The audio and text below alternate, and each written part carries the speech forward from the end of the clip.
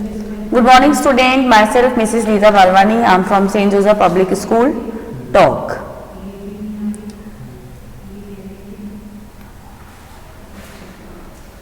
In the previous class, we have read the chapter first, and we have covered two topics, that was immigration and migration. Now, in this class, we are going to start displacement. So let's start. Let's read it. Displacement. Sometimes families have to shift. Sometimes family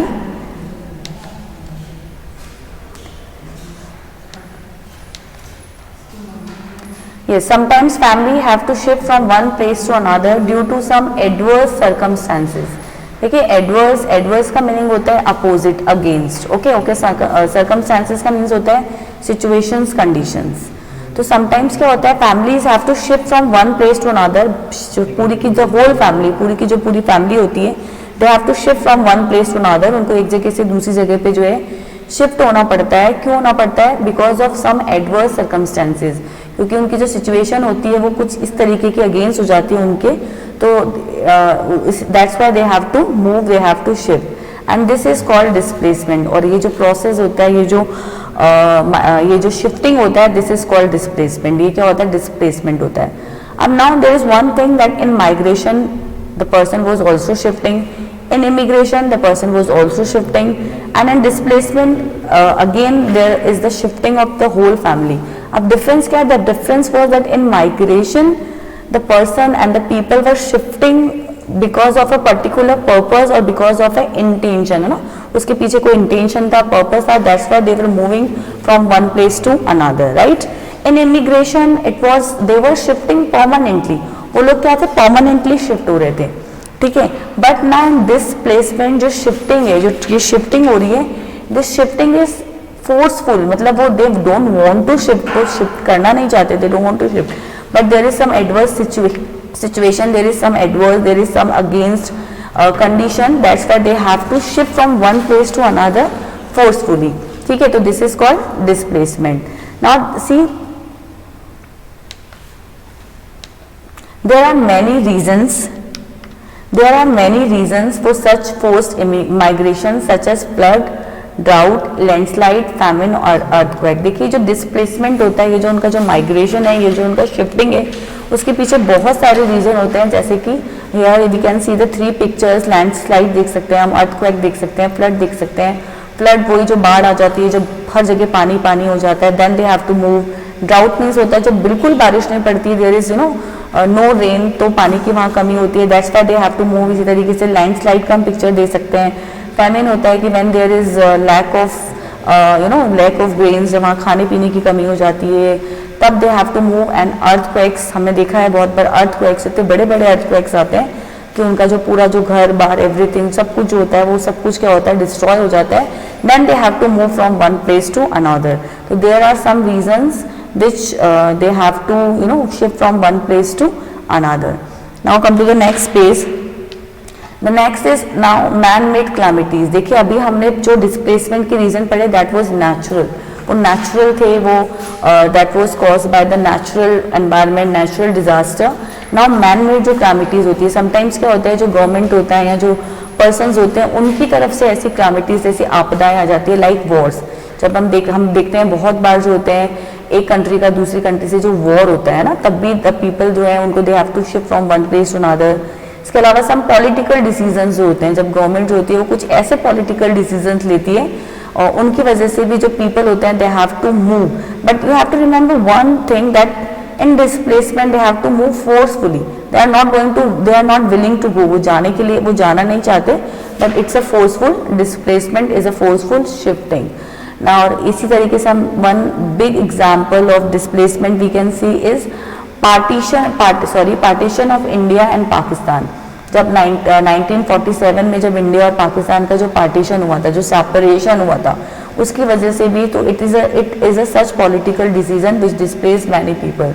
तो जब India और पाकिस्तान का जो partition हुआ था, जो separation हुआ था 1947 के अंदर, उस पर भी क्या हुआ था, there were a lot of people जो इंडिया छोड़ के पाकिस्तान आए थे, और again on the other hand there are some people जो इंडिया छोड़ के पाकिस्तान गए थे. तो this was a major political decision जिसकी वजह से बहुत सारे लोगों ने डिस्प्लेसमेंट किया था, मतलब वो फोर्सफुली उनको जाना पड़ा था। They have to leave India, they have to leave India, they have to leave Pakistan, then they have to shift India to Pakistan.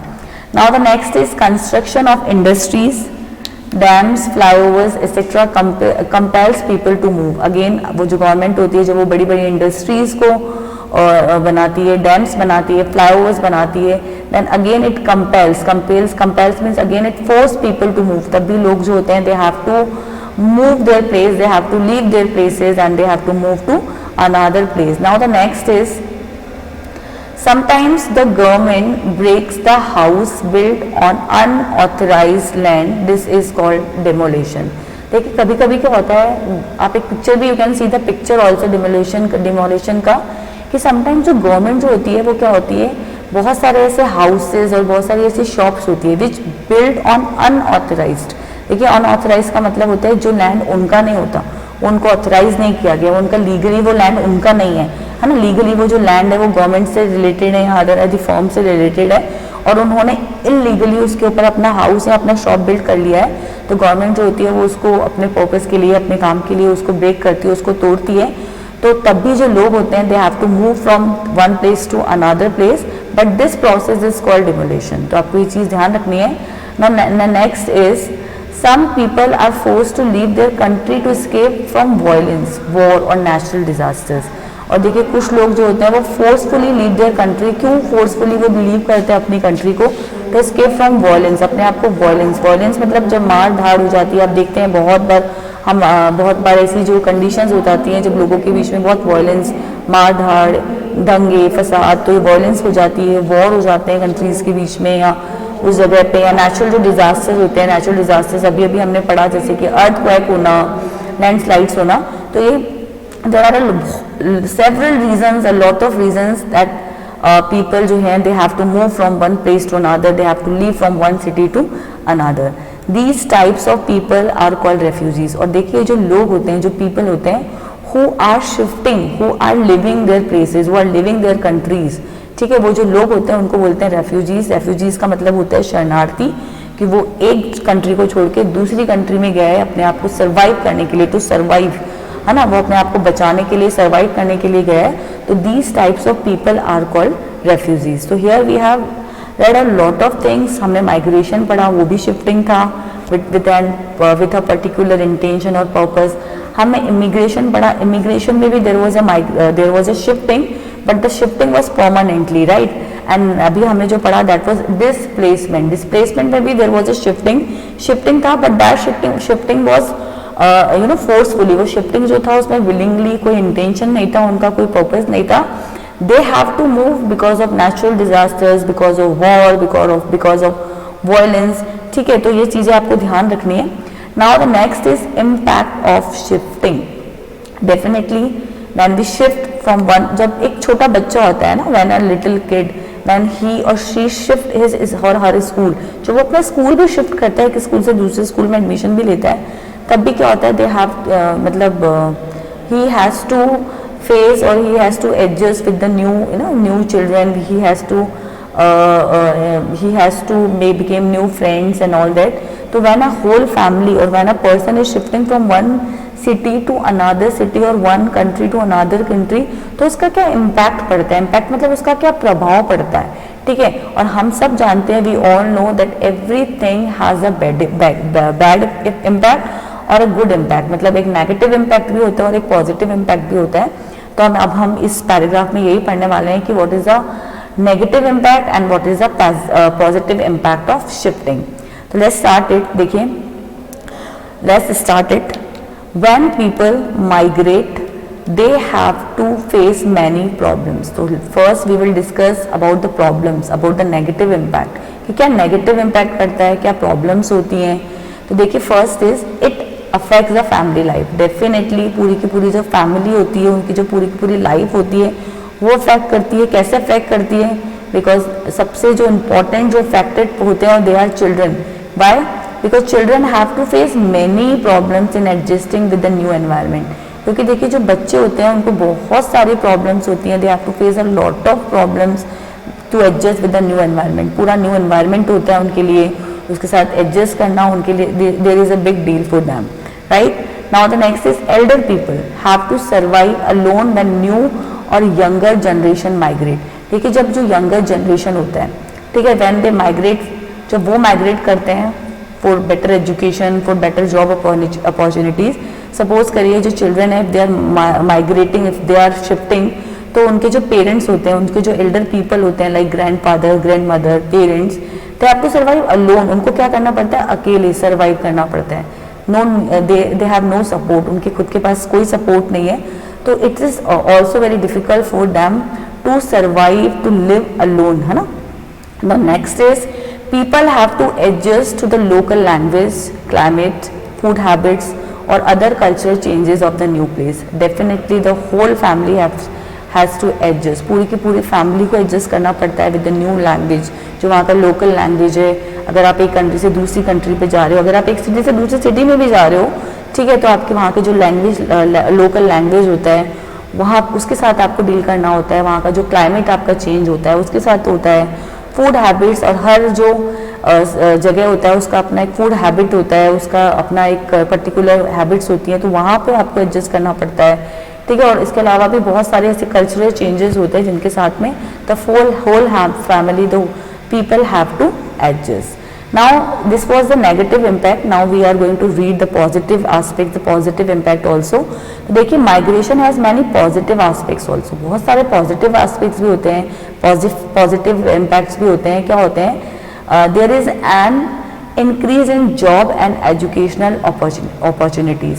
Of course when we are migrating for good job, for good education, तो हमारे लिए एक positive sign होता है कि हम एक good education के लिए जा रहे हैं, हम बेटर जॉब अपॉर्चुनिटीज़ के लिए जा रहे हैं, ठीक है। इसके अलावा देखिए एक बहुत बड़ा जो एडवांटेज होता है that is cultural integration. Integration means mixing, कि हमारा जो कल्चर होता है, ठीक है, जब हम दूसरी जगह पे जाते हैं तो हम एक न्यू कल्चर को सीखते हैं, हमारा कल्चर जो होता है उनके कल्चर से मिक्स होता है, तो it is a big advantage of shifting कि हमारे अंदर कल्चरल इंटीग्रेशन हम सीखते हैं। Cooperation take place between people of different culture and places, and definitely when we go to the other place, हमें जब बहुत सारी प्रॉब्लम्स होती है तो the local people of that area वो हमें बहुत ज़्यादा कॉपरेट करते हैं। हमारा नेबरहुड भी, सपोज करिए जब हम एक न्यू एरिया के अंदर रहने जाते हैं तो हमारे जो नेबर्स होते हैं ना, दे कोऑपरेट विद अस, वो हमारी बहुत हेल्प करते हैं, हमारे साथ कोऑपरेट करते हैं। तो these are the positive impacts of shifting.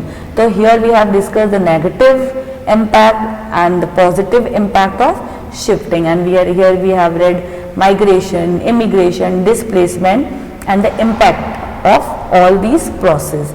Now in the next topic is changing family structure. देखिए चेंजिंग फैमिली स्ट्रक्चर मतलब डेफिनेटली जो पास्ट जो था हमने उसमें देखा था कि पास्ट में जो थे जॉइंट फैमिलीज थी, ठीक है, बट जो प्रेजेंट है उसमें क्या हो रही है, जो जॉइंट फैमिलीज है they are breaking into nuclear family. Nuclear family का मतलब सिंगल फैमिली के अंदर।